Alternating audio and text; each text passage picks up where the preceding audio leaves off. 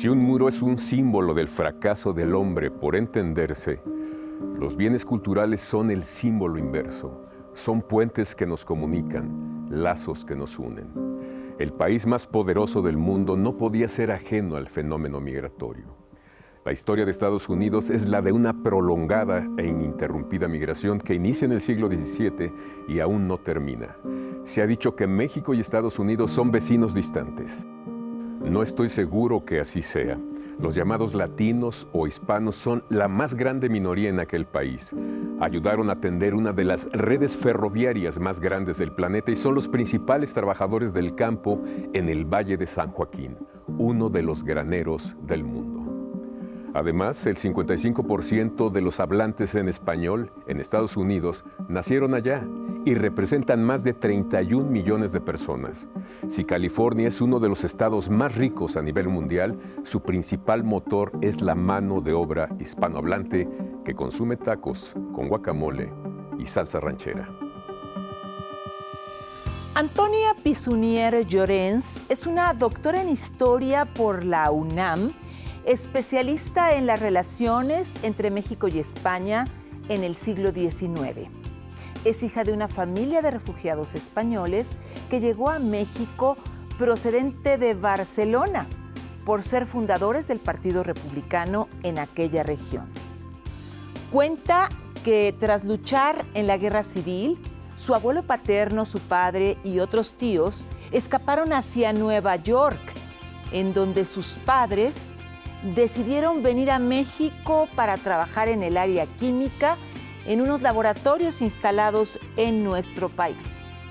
La historia de su familia se tejió a través de la información oral que sus padres le contaron a ella y a sus hermanos, pues su hermano mayor tenía 5 años, ella 3, y el menor era un recién nacido al llegar a México.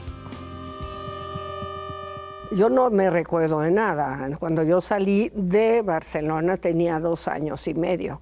Ya cumplí los 3 justo al llegar a Veracruz. Entonces no tengo como un trauma de nada ni de los primeros años en México, en la Ciudad de México. Entonces todo es de oídas. Pues fue muy dramático. Mi padre tuvo que ir al frente, no al frente de guerra, pero como químico fue a un laboratorio con un equipo de médicos. O sea, mi padre estaba fuera de casa. En casa mi madre se quedó con mi hermano mayor, que tenía 5 años, y a mí que era tan... Yo nací el 13 de junio del 36 y el 18 de julio empezó la guerra. Entonces mi mamá me mandó con mis abuelos maternos a un rancho, Macías les llaman ahí, porque ahí había que comer y todo, mientras que en Barcelona empezaron enseguida los bombardeos y todo. Y la escasez. Y la escasez de todo. Entonces yo viví bien, pero con mis abuelos. Yo no estuve en Barcelona durante la guerra. En cambio, mi hermano, él sí se acordaba de los bombardeos y todo, que tenía 5 años. Entonces... en casa de mamá, porque papá estaba en el frente, en casa de mamá era el centro, por ejemplo, mi tío pequeño, el Pisunier, llegaban a casa de mis padres un poco a descansar. Y tanto es así que una vez llegó mi papá y embarazó a mi mamá. Entonces mi mamá se embarazó y pasó la frontera embarazada de 8 meses, prácticamente 9. Con 2, porque cuando pasó ya mis abuelos vivían al lado de la frontera. Ajá. Y pasó a buscarme y mi abuelo le dijo a mi madre, ¿dónde vas? Con un niño de 5, una niña de 2 y medio y embarazada de 8.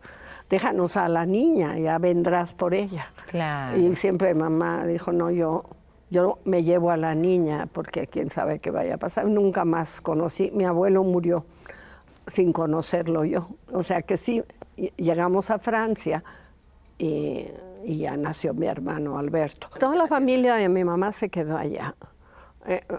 Eso rompió un poco, porque unos de mis tíos Llorens estaban con el lado franquista, otros eran neutros, y en cambio la familia de mi papá eran políticos desde toda la vida. Mi tío abuelo era alcalde de Barcelona.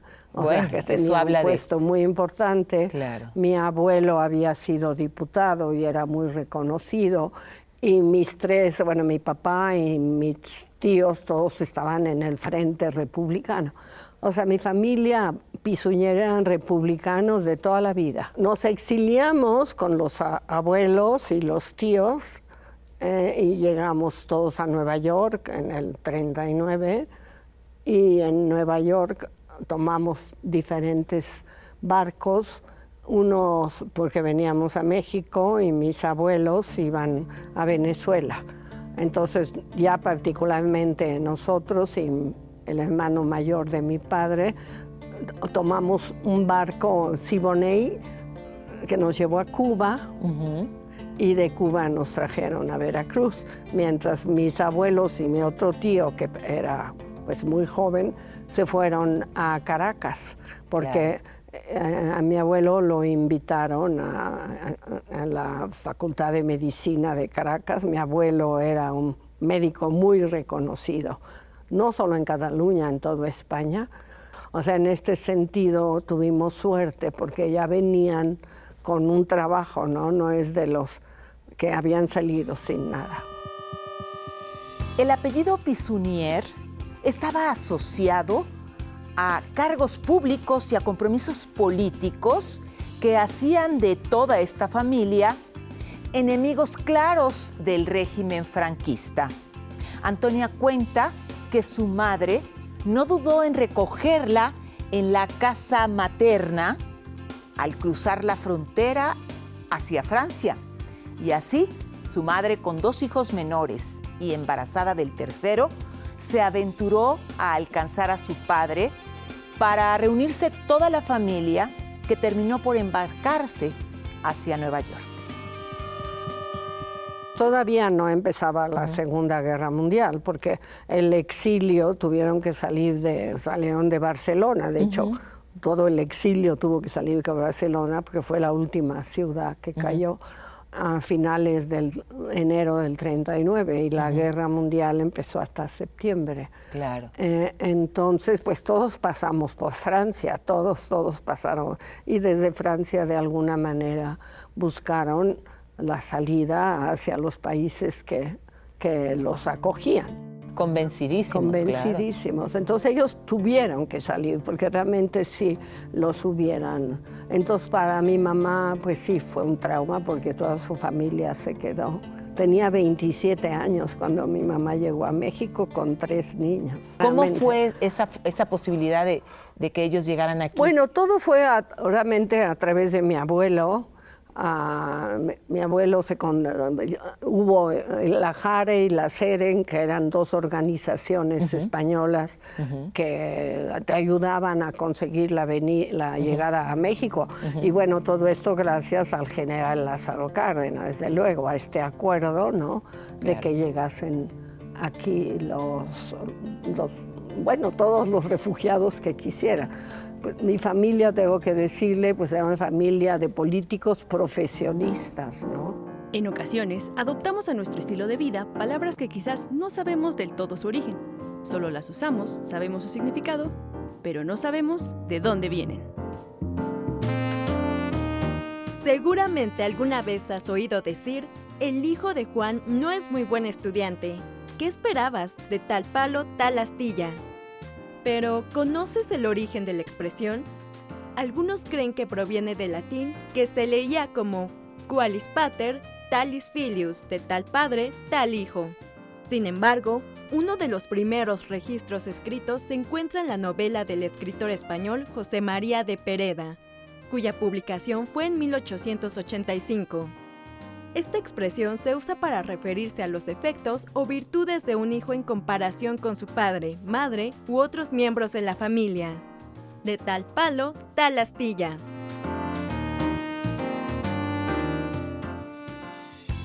Antonia cuenta que la huida de España tras la Guerra Civil hizo que quedara atrás toda la familia materna, mientras que la familia paterna en el exilio sumaba un total de 14 miembros Pisunier, que eran en su mayoría exdiputados e incluso alcaldes de la región de Barcelona, pero también profesionistas abocados al desarrollo de la medicina y del sector salud. Una vez en Nueva York y estando a salvo, la familia se dividió. Unos se quedaron en Estados Unidos, su abuelo y un tío se marcharon a Venezuela a dirigir un instituto de fisiología, mientras que sus padres se decidieron por venir a México.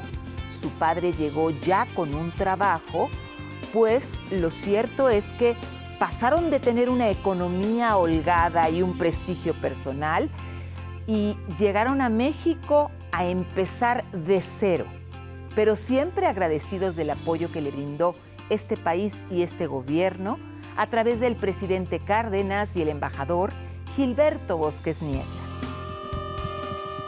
Entonces, llegan, ¿y dónde llegan a vivir tus papás cuando llegan? Primero llegaron a vivir en la calle Coahuila, una esquina con Insurgentes, a un departamento amueblado, 6 meses, y luego ya alquilaron uno, nos fuimos a vivir a la calle Lerma y empezaron a comprar. En la Pero Colonia para Juárez. que veas cómo veníamos, que ahora tengo, mis padres eran católicos, que también hay que decirlos, porque generalmente los republicanos muchos eran ateos, en cambio Claro. mis padres eran de familia católica. Claro. Entonces, mi madre buscaba tener una virgen encima de la cama, que fueron comprando, y esa imagen la rentó.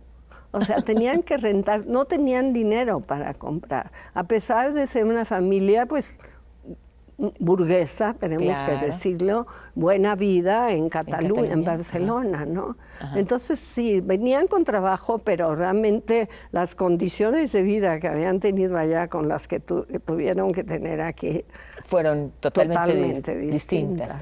distintas. Vivían entonces ya en una... vivíamos en la colonia Cuauhtémoc y ahí vivimos hasta que me casé yo. Después o sea, estuvimos en la calle Lerma y luego alquilamos un departamento en la calle Guadalquivir. Ajá. Y yo salí, y mi hermano, bueno, mis 3 hermanos salimos de ahí para casarnos. Qué sensacional. ¿Cómo fue tu vida en México? No sé. Bueno, pues jugaba en la calle, tenía amigas mexicanas que quise muchísimo, pero el colegio fue un colegio francés. O sea que fue muy, sí, en casa hablábamos catalán, en el colegio hablábamos francés y en la calle, pues jugábamos en la calle, patinábamos, bicicleta, era todo otro México y todo lo hacíamos en la calle y ahí es donde conocí amigas mexicanas. Pero te digo, nos fuimos al Liceo Franco-Mexicano. Porque estaba cerquísima. Yo iba con mis hermanos, el mayor me llevaba 2 años y medio. Iba a los 5 años y mi hermano 7 y medio, pero era otro México. Íbamos caminando al colegio, ¿verdad? llevábamos al hermanito, ¿no? Yo estaba feliz, yo era una niña feliz. Y en las fotos en que me veo una niña feliz, finalmente lo tuve todo. Tuve unos padres muy cariñosos, unos hermanos, un núcleo familiar muy... Envidiable, Mis claro. padres nunca estuvieron... Mis padres nunca dijeron, ay, qué pena, lo de allá es mucho mejor. Siempre estuvieron muy agradecidos. Y abiertos a adaptarse, abiertos, ¿no? porque sí hay gente, ay, esto era mucho mejor. No nos educaron en ese sentido. Como mi mamá había estado en Madrid estudiando la carrera 4 años, mi mamá sí fue muy cercana a las familias madrileñas, andaluzas, y básicamente también con la familia Giral, la familia Barnés, la familia Prieto, que eran realmente autoridades republicanas que llegaron a México. Por ejemplo, José Giral pues fue presidente en España y luego aquí reconocido como presidente en el exilio. ¿Qué recuerdas de tu infancia? ¿Ibas a los mercados, los puestos, el estilo de comida? Me recuerdo de la Merced. ¿Sí? Iba con mi mamá a la Merced, íbamos a al Palacio de Hierro, de allá, a Liverpool, a la Comercial Mexicana que estaba ahí en Pino Suárez. Claro. En el centro. Luego mi mamá iba porque ella me cosía. Ella era, mi mamá era licenciada en farmacia, era una mujer preparada con carrera, lo cual también para esa edad era muy avanzada. Claro. Pero llegando aquí, pues se dedicó a coser y ella me hacía mis vestidos, hasta abriguitos. Para Antonia Pisunier, la relación de su familia y todos con los hijos de refugiados españoles se dio de manera muy natural. Y es que muchos de los hijos del exilio acudían como ella y sus hermanos al Liceo Franco-Mexicano. Ahí y en otros espacios convivieron con las familias Giral, Barnés y Prieto, entre muchas más.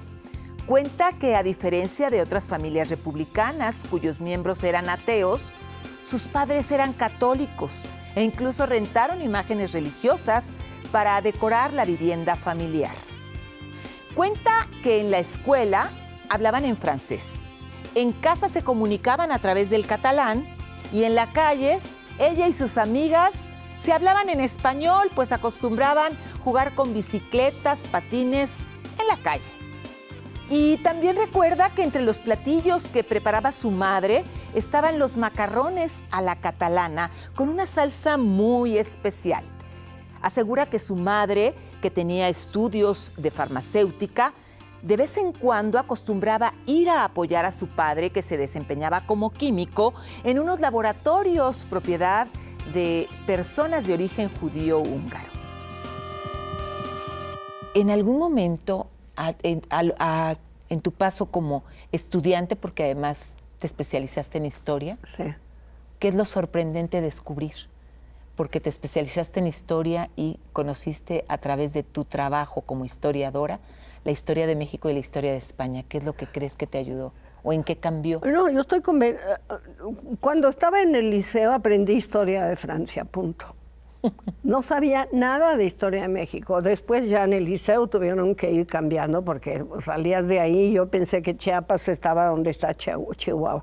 O sea, lo ignoraba todo. Pero tuve un maestro de historia excelente en el liceo y yo creo que fue eso lo que me convenció de que estudiara historia, pero no fue mi primera opción. Primero estudié psicología porque estaba de moda. Ah, mira. Entonces, tuve una beca en Estados Unidos y estuve estudiando ahí 2 años. Ajá. Y luego me di cuenta de que la psicología no era lo mío. Regresé a México y me metí a historia. Y entonces yo me metí a estudiar historia de España, pues para saber, porque no sabía nada. Y luego me convertí en maestra de historia de España. Claro. Porque bueno, en el fondo, claro, en casa pues había el sentimiento de que éramos catalanes españoles o españoles catalanes. Cuando el doctor con el que hice la tesis, tú tienes que dar historia de España. Le digo, ¿por qué? Pues porque eres hija de refugiados. Digo, bueno, pero yo no sé nada. Dice, pues el trabajo se hace al andar, como dice Machado. Tú ponte a leer y la das. Y efectivamente, la di 42 años. La historia de España. La historia de España. Y de ahí, claro, me salió la idea. Hice las tesis sobre relaciones México con España.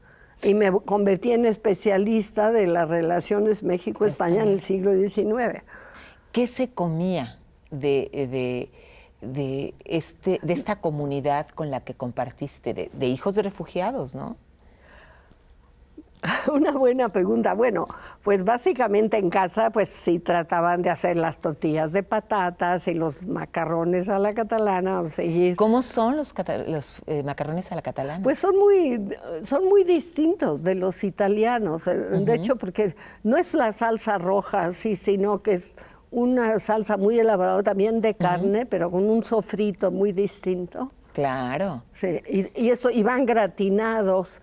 Son excelentes. Los macarrones es uno de los platos con los canelones, de los platos así típicos de Barcelona, de Cataluña.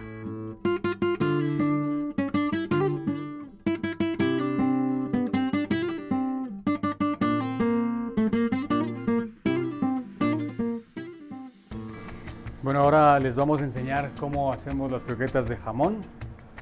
Básicamente utilizamos pocos ingredientes. Hacemos una tipo crema bechamel o salsa bechamel. Es una pasta de jamón. Utilizamos harina, mantequilla, leche y jamón serrano. Las nuestras son de jamón serrano. Todo el recorte que nos va sobrando de la pata o nosotros pedimos recorte de jamón serrano, lo hacemos. El procedimiento es muy fácil, lo vamos a hacer en una budinera, una ollita pequeña. Calentamos la leche primero en otra, luego la mantequilla la derretimos a fuego con la harina. Cocinamos la harina, lo cocinamos bastante hasta que quede rubia. Agregamos el jamón también, que se fría un poco, y luego agregamos la leche paso a paso, poquito a poquito, y se va a estar espesando esta pasta. Una vez que ya está espesa y que se separa de nuestra cuchara, la enfriamos y nos va a quedar una pasta más o menos como esta, que vamos a pesarlas. Nosotros la pesamos aproximadamente 20 gramos. Entonces lo que sigue es bolearla y darle la forma de la croqueta de jamón, ¿no? Luego la pasamos por harina, la pasamos por huevo y pan molido. Y nos queda esto que ya tenemos aquí. Es una croqueta ya empanada o empanizada, como decimos aquí en México. Lo único que nos toca ya es freírla. La freímos y vamos a obtener este resultado, que es una croqueta bastante cremosa.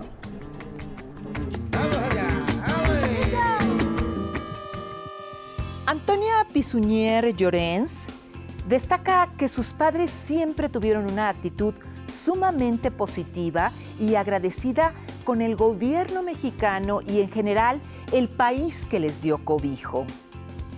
Cuentan que su padre reconoció los aportes de la UNAM, en donde ella y sus hermanos estudiaron.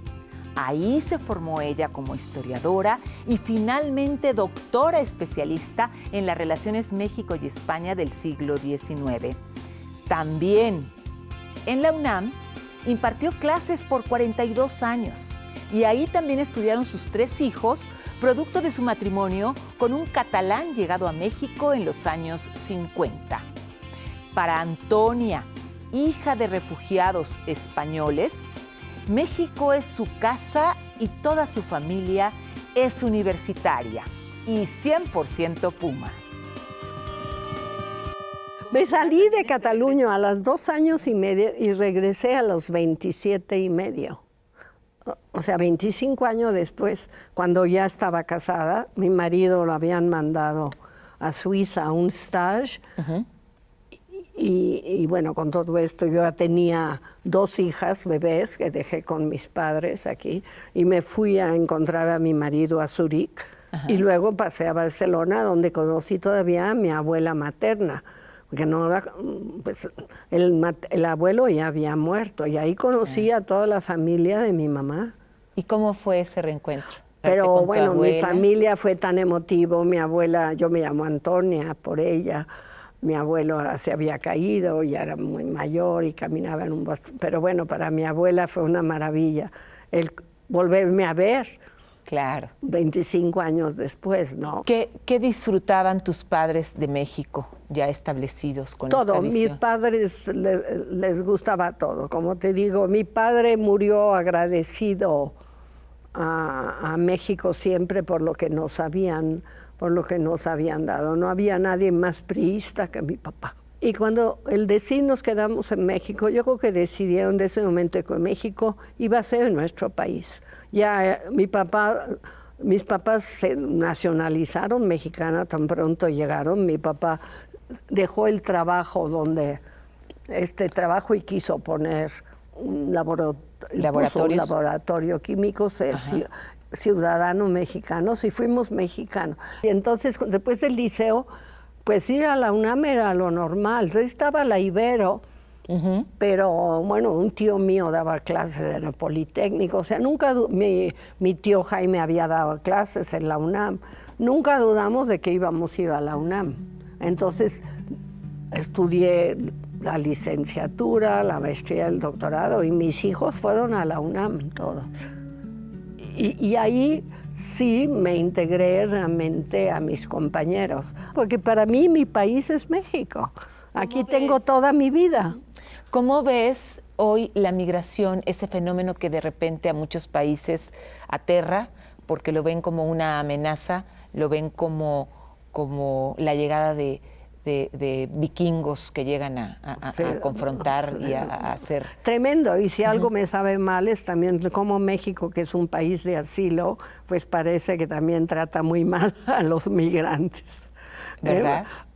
No sé, es un fenómeno mundial de muy difícil solución, pero digo, la política de migración, pues, yo soy muy crítica en este sentido de lo que está pasando aquí, pero también comprendo que es un problema mucho mayor de que cuando nosotros, pues no había tantas migraciones como ahora, ¿no? Ahora es impresionante. Nunca lo hubiéramos pensado. Y todo esto, pues por la desigualdad que tan tremenda entre el desarrollo de los países, ¿no?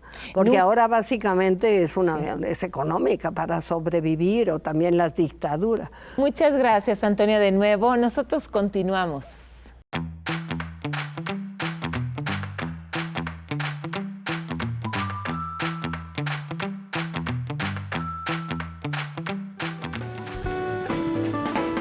Para la libertad.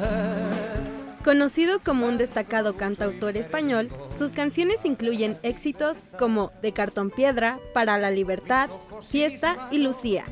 Fue criado en un barrio barcelonés en una familia obrera. Se graduó como perito agrónomo, aunque nunca ejerció la profesión.